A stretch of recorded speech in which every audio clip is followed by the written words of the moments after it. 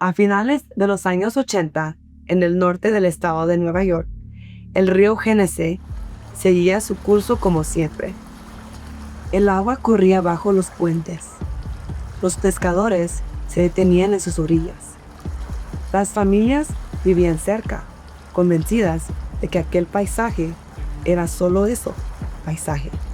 Primero fue un hallazgo, después otro, y luego otro más.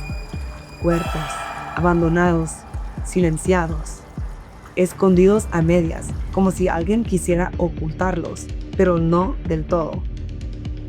Muy pronto quedó claro que aquello no era una coincidencia, era una cacería. Y el hombre detrás de ella no era un desconocido, era alguien que ya había matado antes. Alguien a quien el sistema, de alguna manera, había dejado morir. Su nombre era Arthur Shawcross, y durante 2 años convirtió Rochester en el escenario de una pesadilla silenciosa.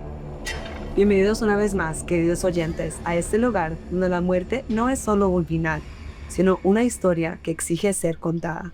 Aquí recordamos a las almas que fueron arrancadas de este mundo demasiado pronto y miramos de frente a los monstruos que las empujaron hacia su final. Soy su anfitriona, la reina de la muerte. Pero toda pesadilla tiene su origen, y para entender cómo comenzó esta, hay que regresar al principio, mucho antes de que el río entregara a sus muertos. Arthur Shawcross nació en 1945 en Maine. Desde temprano, su historia estuvo marcada por la fractura. Los relatos sobre su infancia hablan de un niño aislado, inestable, señalado por otros, pero también de alguien en quien ya se asomaban destellos de violencia.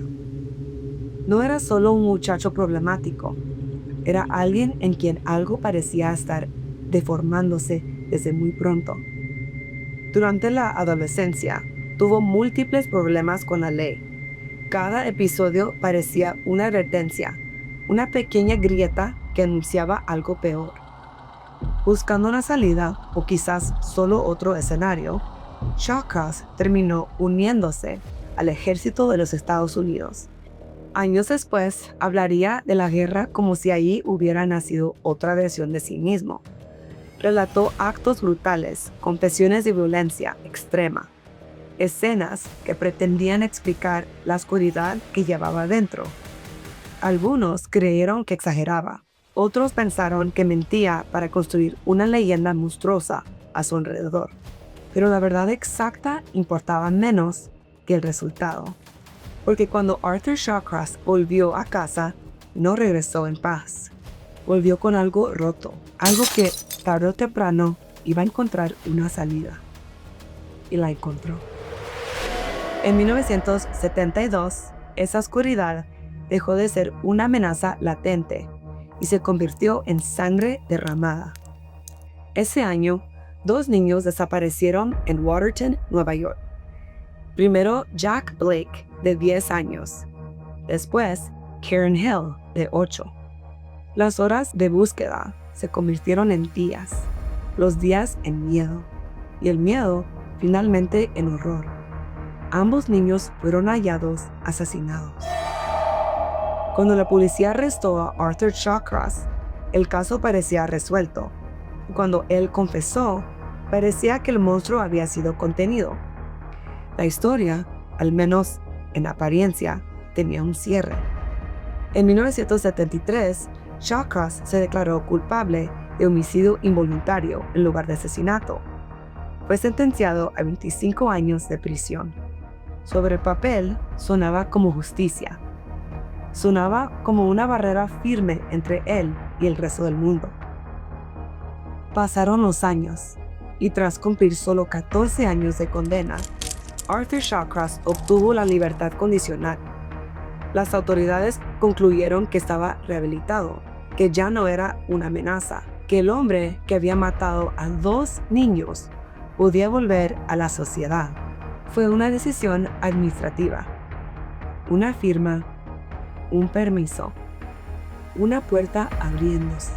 Y detrás de esa puerta, la muerte volvió a salir caminando. Cuando Arthur Shawcross recuperó su libertad en 1987, no volvió al mundo con el aspecto de una bestia. No parecía peligroso, no parecía un depredador, parecía nadie. Se instaló en Rochester, Nueva York, se casó, tuvo trabajos ocasionales, llevó una vida discreta. Sus vecinos lo describían como un hombre callado, reservado, sin nada especialmente memorable. Y quizás ahí estaba el verdadero horror, en su normalidad, en su capacidad de pasar desapercibido. Porque mientras Shawcross reconstruía una apariencia de vida común, en Rochester comenzaba a desaparecer mujeres. No mujeres poderosas, no mujeres con redes de protección inmediatas, sino mujeres vulnerables. Muchas eran trabajadoras sexuales. Muchas luchaban contra la adicción. Muchas vivían en lugares donde la desaparición de una mujer no siempre provoca la urgencia que debería. Al principio, sus ausencias no parecían formar un patrón claro, pero con el tiempo, el mapa comenzó a dibujar algo siniestro. Los cuerpos empezaron a aparecer cerca del desfiladero del río Genesee. Uno, luego otro, después otro más. Arthur Shawcross elegía con precisión. No cazaba al azar. Buscaba a quienes el mundo ignoraba con más facilidad. Se acercaba a mujeres que estaban solas. Las subía a su vehículo. Las alejaba de la ciudad, del ruido, de los ojos ajenos. Y cuando el aislamiento era total, las estrangulaba. Los cuerpos aparecían semi-escondidos entre arbustos, campos, zonas boscosas y márgenes del río. Algunos parecían colocados casi con descuido. Otros ocultos lo suficiente para retrasar el hallazgo, pero no para impedirlo para siempre. A medida que el número de víctimas crecía, el miedo se extendió por Rochester, como una niebla espesa. Ya no era paranoia, ya no era rumor, era la certeza de que un depredador se movía entre ellos con absoluta libertad. Para finales de 1989, al menos 11 mujeres habían sido asesinadas. Y en medio de todo eso, Shawcross seguía regresando a las zonas donde se encontraban los cuerpos. Volvía, observaba, merodeaba. Como si el río lo llamara, como si necesitara contemplar la huella de su propia violencia, como si parte de él no pudiera alejarse del escenario de sus crímenes. En enero de 1990, la policía decidió cerrar el círculo. Los investigadores intensificaron la vigilancia alrededor del río Genesee. Observaron caminos, vehículos, rutinas. Sabían que el asesino conocía demasiado bien esa zona. Entonces, apareció. Un hombre conducía lentamente por las áreas donde habían sido halladas varias víctimas. No parecía estar de paseo, no parecía perdido. Había algo en su forma de moverse que no encajaba. Ese hombre era Arthur Shawcross. Los detectives comenzaron a seguirlo. Lo vigilaron con paciencia, pieza por pieza, hasta que tuvieron lo suficiente para arrestarlo. Y cuando registraron su casa y su vehículo, encontraron pruebas que lo ataban a los asesinatos.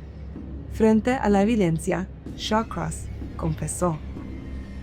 No hubo un estallido emocional, no hubo desesperación, no hubo caos.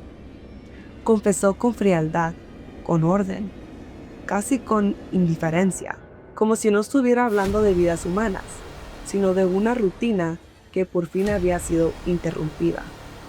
Y así, el hombre que había acechado a Rochester desde las sombras dejó de ser una sospecha para convertirse en una certeza monstruosa. El juicio comenzó en 1990 y con él llegó el intento de dar sentido a lo insoportable. La defensa sostuvo que Arthur Shawcross estaba legalmente demente. Hablaron de traumas psicológicos, de daño neurológico, de una mente quebrada, incapaz de controlar sus impulsos. Intentaron presentar al asesino como un hombre arrastrado por fuerzas que no podía dominar. Pero la fiscalía construyó un retrato muy distinto. Dijeron que Shawcross sabía exactamente lo que hacía. Sabía a quién elegir. Sabía cómo acercarse. Sabía cómo llevar a sus víctimas a lugares apartados. Sabía cómo ocultar sus actos lo suficiente para seguir libre. Y sabía sobre todo cómo ponerse una máscara de hombre ordinario mientras seguía matando.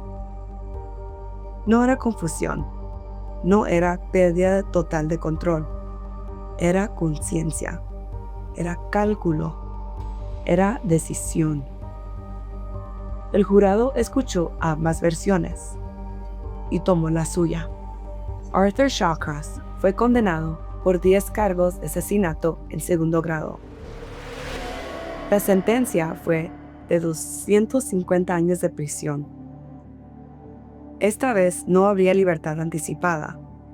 El sistema al fin cerraba la puerta, pero ya lo hacía después de haber dejado demasiadas tumbas abiertas. Arthur Shawcross murió en prisión en 2008. Su historia terminó entre muros, lejos del río, lejos de las calles que convirtió en territorio de miedo.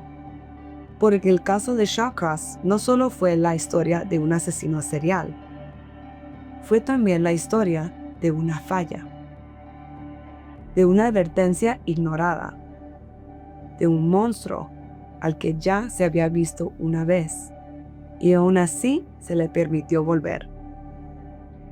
Y quizá la pregunta más inquietante de todas siga siendo la misma. ¿Cuántos depredadores pasan hoy frente a nosotros sin despertar sospechas? Porque a veces los monstruos no tienen un rostro aterrador, no anuncian su llegada, no viven envueltos en sombras teatrales. A veces sonríen, conducen por las mismas calles, saludan a los vecinos, parecen ordinarios y esperan. Soy la Reina de la Muerte. Hasta la próxima. Y recuerden, amigos, la muerte viene por todos. ¿Cuándo crees que vendrá por ti? Y no olviden jamás que en ocasiones lo más aterrador es aquello que parece completamente normal.